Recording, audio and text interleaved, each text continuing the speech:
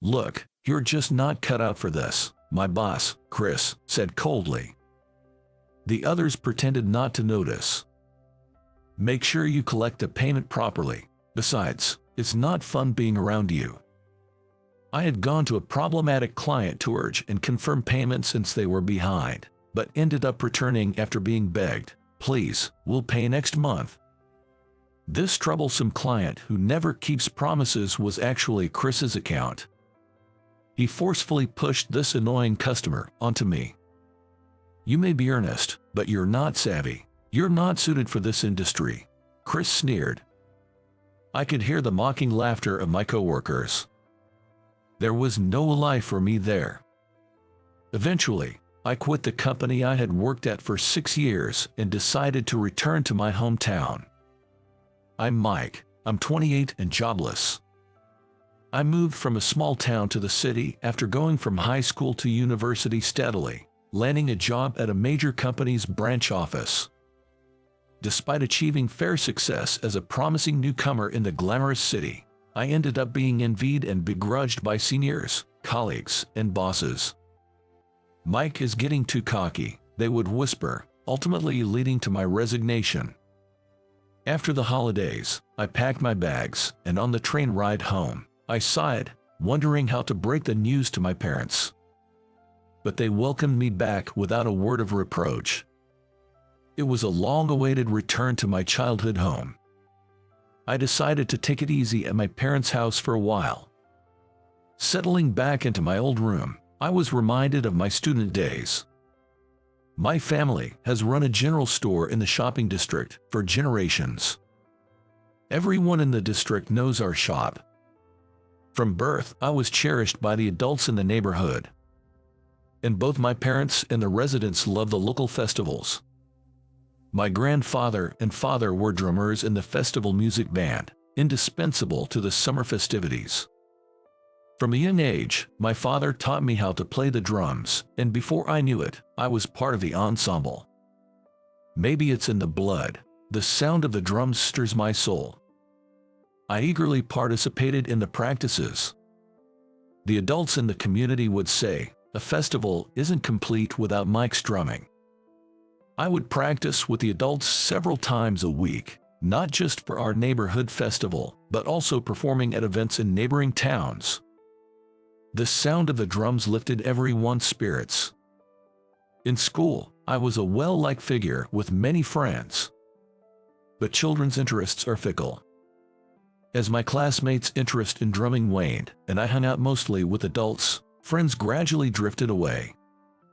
Even after starting middle school, I continued to engage in drum practice, which, unbeknownst to my peers, made me the subject of odd looks.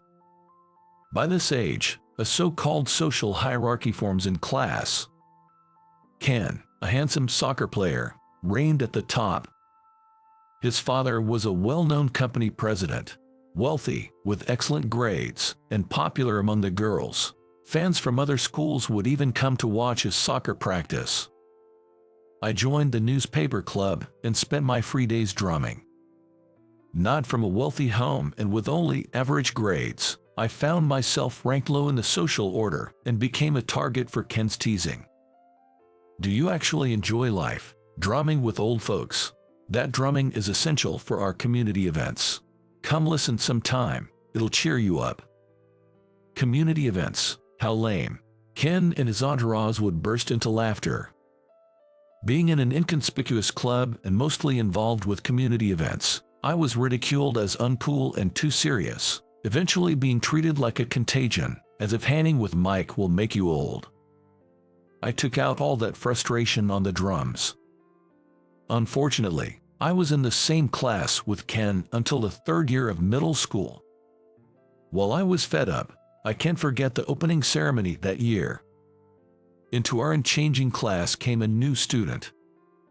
The transfer student, Emily, appeared to be the daughter of a major company executive, petite but well-mannered, with fair skin and long black hair that caught everyone's eye. She quickly became the object of admiration from both boys and girls in the class. Surprisingly, Emily ended up sitting next to me. "Mike, nice to meet you," I remember her talking to me in a quiet, bell-like voice. "Nice to meet you too. Let me know if you need any help." Normally, I wouldn't say such a thing, but for some reason, I blurted out a line that didn't sound like me. However, I felt that Emily seemed a little relieved to hear it. But after school, Ken and his followers would confront me with nonsensical accusations like, "Don't get cocky," and "Don't you dare do anything weird to Emily." I thought it was unnecessary to go that far just because I sat next to the class beauty, but after every class, I was forcibly shooed away from my seat with a mic. "You're in the way," as the whole class flocked around Emily. Emily seemed to have after-school activities, as she often went home right after class. One day, the community association received a request for a drum performance at a foster home, and I left school earlier than usual for the meeting. On my way home, I stumbled upon Emily. Even though we sat next to each other, we had never really talked, but I found myself calling out, "Emily." She turned around in surprise. "Hey, Emily, are you going to your after-school activity today?" I asked nervously, and she replied with a sigh, "Yes, I have lessons again today. It's violin lessons today. I like it better than studying, though." "Violin, huh, that's cool. I've been learning the drums since I was a kid." I immediately regretted my words. I was thinking that community drumming couldn't be compared to her violin. But Emily's eyes widened with interest. "Are you talking about taiko drums?" "Yay, that's right. I play with the guys from the community association during festivals and stuff." "Well, that's amazing. I'd love to see that." Her unexpected response left me dumbfounded. Seizing the moment, I gathered my courage and invited her. "I'm playing at the summer festival, so if you're free, you should come." "Okay, it's a promise," Emily replied with a smile. I could feel my face flushing with heat. "Oh no, I've got to go. Let's both do our best, okay?" I watched her smiling face as she left, and I kept replaying that moment in my mind even after I got home. At school, our interactions remained the same, but sometimes she would say, "Is practice going well?" or "I'm looking forward to the festival." It was as if we shared a secret just between us, and that alone made me happy. Meanwhile, in class, Ken's entourage was pushing the idea that Ken and Emily would make such a perfect couple. Ken and Emily. Sure, they are both attractive, and maybe they would be a good match. But still, I felt an uncomfortable fog settling over my heart. Ken was getting pumped up, saying he would ask Emily out. He told his groupies to invite Emily to come watch his next soccer game for support. It looked like he was using other girls to make sure she would come. Emily initially declined, saying I'd have lessons on that day. But after persuasion from everyone, she agreed to go and support the game. This bothered me, and I became restless. But the day before the practice match, Emily said to me, "Good luck with your practice. I'm really looking forward to the festival." Boys being simple creatures, just that made my heart soar. I heard after the break that Ken's team had a big win in the soccer game, thanks to his performance. But something was off in the classroom that morning. Both Ken and Emily were silent. During the break, the girls crowded around Emily. "Come on, you've got to respond to Ken's feelings. What's wrong with Ken? He's so cool." Apparently, Ken had asked Emily out in front of everyone after the game. But Emily didn't respond and just went home. Cut it out, guys. Emily's just bewildered by the sudden move. Unexpectedly, it was Ken who intervened.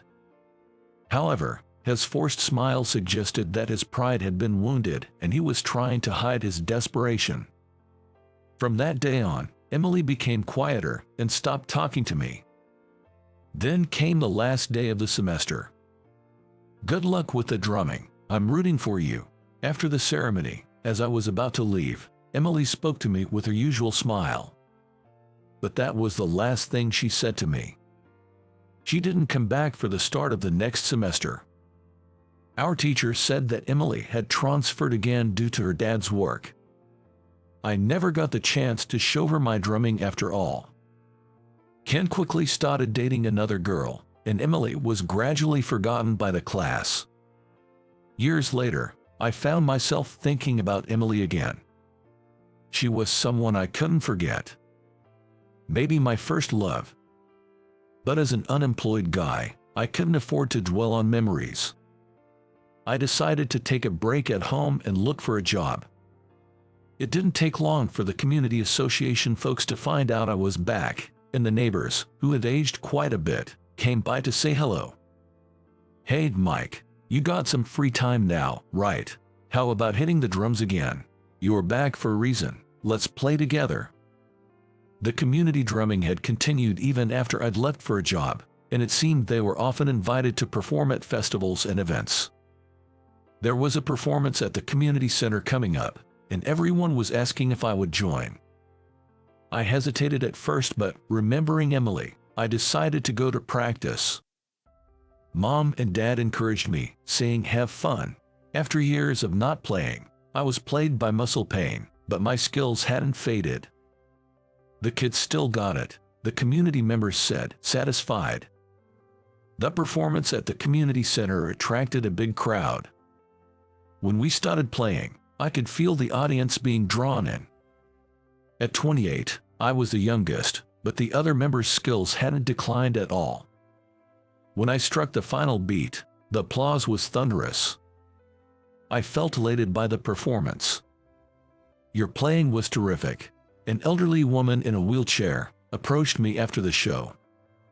She looked very dignified with glasses. "Your performance gave me such energy. Feels like my injured leg will heal faster now." "Thank you, it's great to hear that," I said. "When's the next show? I'll definitely come to watch." "Well, I'm actually job hunting right now, so I'm not sure when I'll play again." I found myself sharing more than I expected. "You better find a job fast. I want to hear you play again. What kind of company would fire someone like you?" She was inquisitive, but I didn't mind and ended up chatting with her for a while. "You're 28. That's the same age as my granddaughter. She was just here," but just as she was about to continue, the community folks called out, "Mike, help us clean up, will ya? Thank you for today. Hopefully, we'll meet again if fate allows it." As I joined to clean up, I saw a young woman coming to pick up the elderly lady. "Hurry up, don't want to overstay our welcome." I was rushed to help with the cleanup, and soon the two ladies were out of sight. My drumming had the power to energize others. The words of that woman made me feel glad I had continued playing drums. A few days later, "Mike, there's a class reunion invite. What are you gonna do about it?" Apparently, there was a middle school reunion happening soon. There had been a few before, but they always coincided with busy times at work, and I never attended.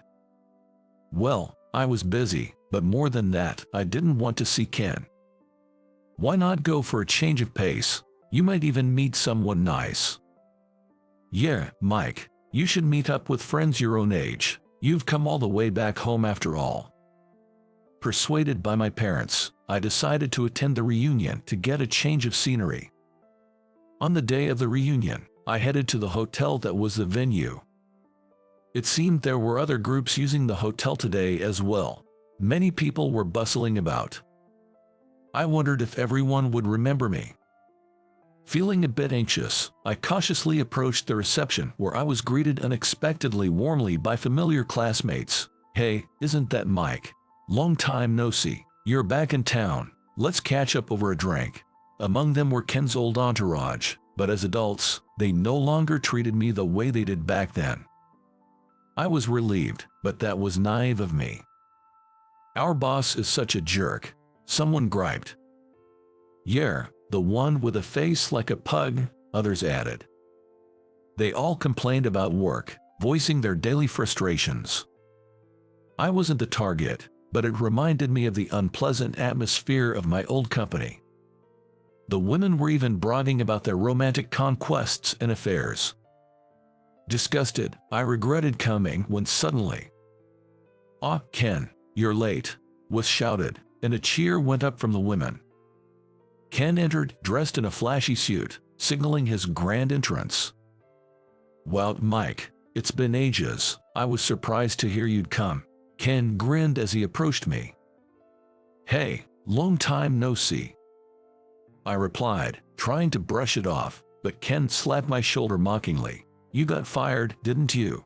His loud voice made sure everyone heard, and the mocking laughter of classmates followed. "Really? Wow, Mike, that's lame. Why do you know that?" "I heard from Chris that his company hired some loser.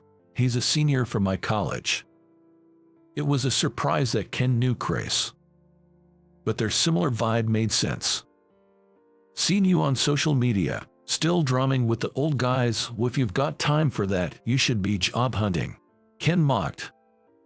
My drumming at the local events was all over social media. To my classmates, it seemed ridiculous, and they snickered. I was about to leave, annoyed, when something cold splashed on my face. Ken had thrown his beer at me, eliciting more laughter. "Hey, don't ignore me. You're still boring as ever. That's why you don't have a girlfriend. A jobless single guy. You are pretty much done for." The crowd laughed even harder.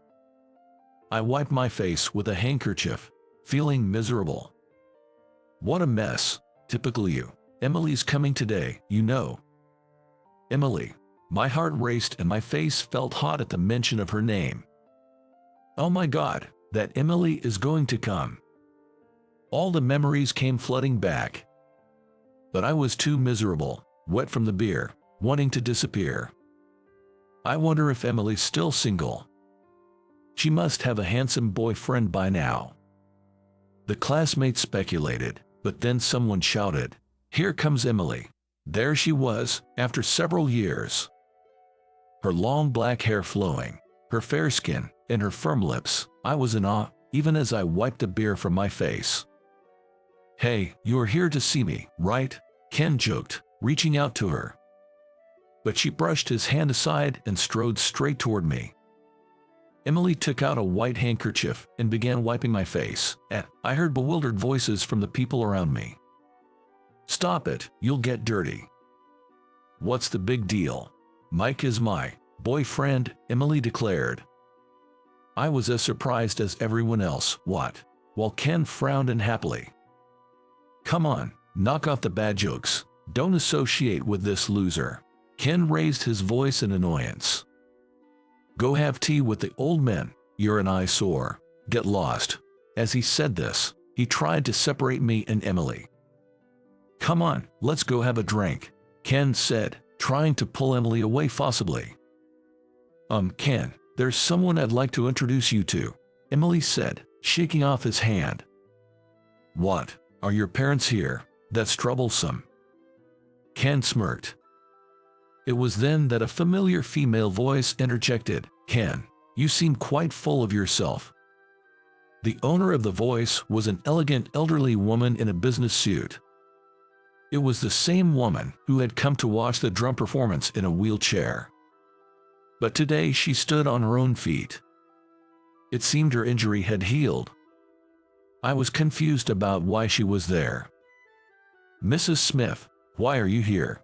Ken froze in surprise. It appeared that Mrs. Smith was someone Ken couldn't stand up to.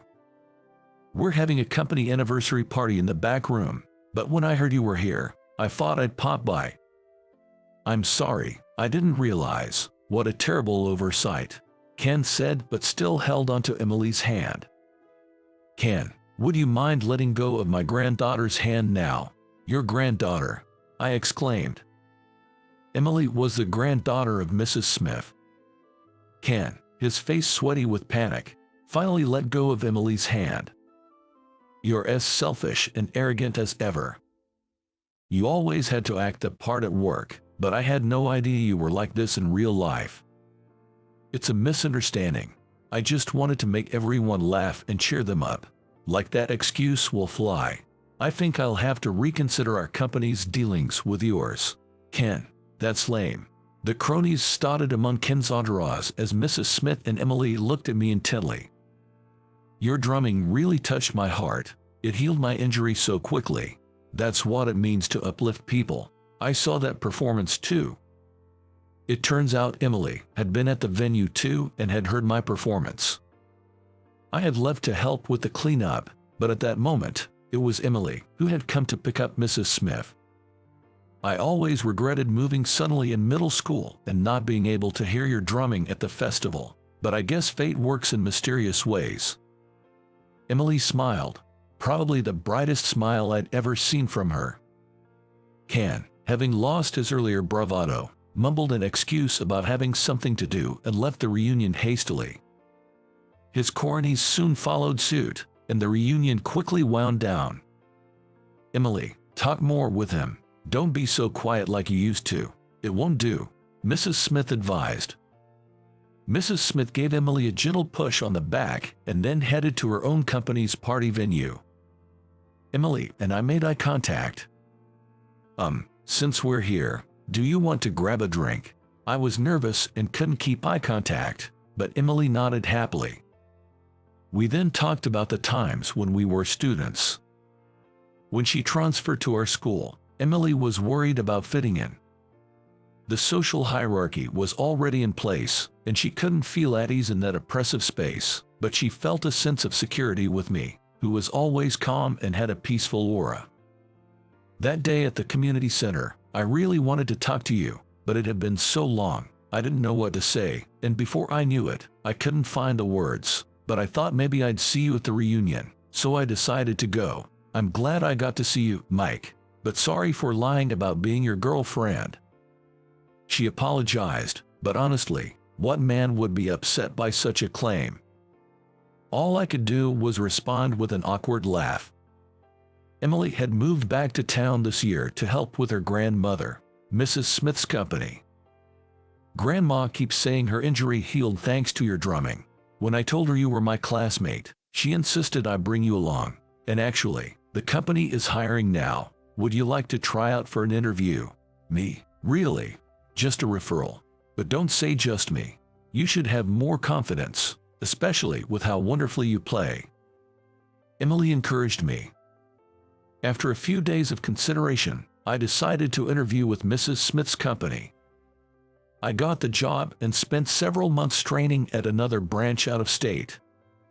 This company didn't have anyone like Chris or Ken, and when I met Mrs. Smith again at headquarters, she gave me her full approval. You look good. I'm counting on you from now on. Emily and I ended up in different departments, but she often makes time to see me, and we spend our breaks together. Take good care of both your work and Emily. Thanks to you, she's been smiling more lately. And let us hear your drumming again. I'm looking forward to the next time. Mrs. Smith would jest. The drumming I've done since childhood has brought this connection. It always gives me energy and strength. And whenever I think of Emily, my heart pounds like the beat of a drum. I haven't been able to share my feelings with her yet, but one day I hope to convey them properly.